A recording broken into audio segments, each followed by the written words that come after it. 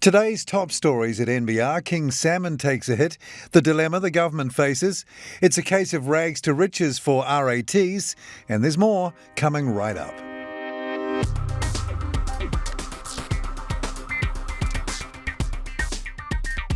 Kia ora and welcome to NBR Today, the latest business stories from the authority in New Zealand business news since 1970, nbr.co.nz. It's Tuesday, February 1st. I'm Paul Brennan. Thanks again for joining us.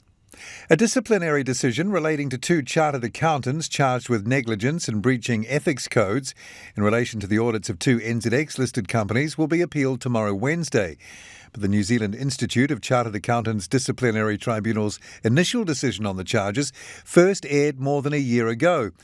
A Chartered Accountants Australia and New Zealand spokesperson told NBR the decisions to which the appeals related were not yet publicly available.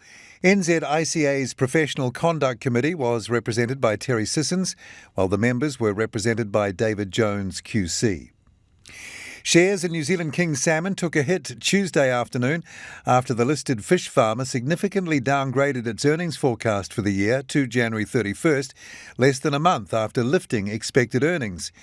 In a note to the NZX, the company revised its forecast pro forma EBITDA range to 6.5 to 7.5 million. This followed an earnings guidance upgrade on December 8 to 10.5 to 12.5 million, up from 8 to 10 million.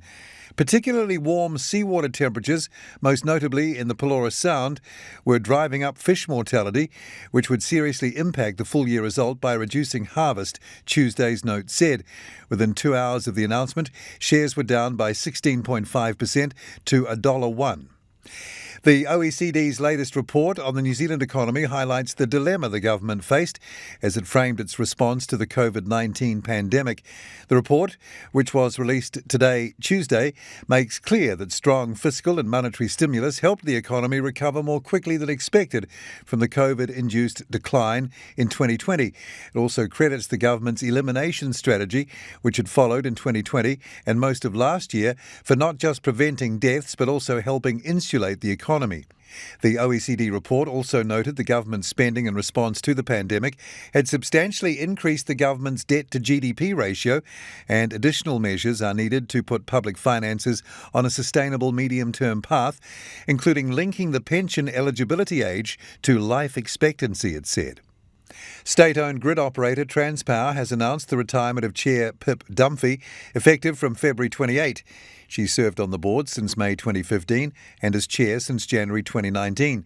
Dunphy had been due to end her term last April, but was asked to continue by the government, at first for 3 months and then for a further extension to July 31st this year.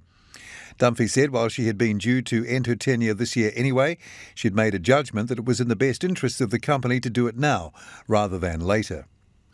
It's a case of rags to riches, with the government announcing New Zealand has access to more than 55 million rapid antigen tests over the next 8 weeks. Last week, Director General of Health, Dr. Ashley Bloomfield, reported that only about 1/3 of 40 million tests on order might arrive by the end of February. But Associate Health Minister Dr. Ayesha Verrill said today, Tuesday, the government had now secured enough rapid antigen tests, or RATs, to help the company through a widespread Omicron outbreak over the next few months. Verrill said 20 million rats from Kudu Spectrum would be delivered this month and in March, and a further 16 million from Co-Shield would be delivered at the same time period. Those were extra to the 16.9 million already confirmed for delivery in February. The full details of those stories and more are at nbr.co.nz right now. Tomorrow at NBR, a Kiwi billionaire is getting into residential property development, and an analysis of the $14.6 billion Auckland Light Rail announcement. I'm Paul Brennan. Join me again from around lunchtime tomorrow for the morning's NBR trending stories. Then same time, same place, again from 5:30 tomorrow, right here for another NBR Today.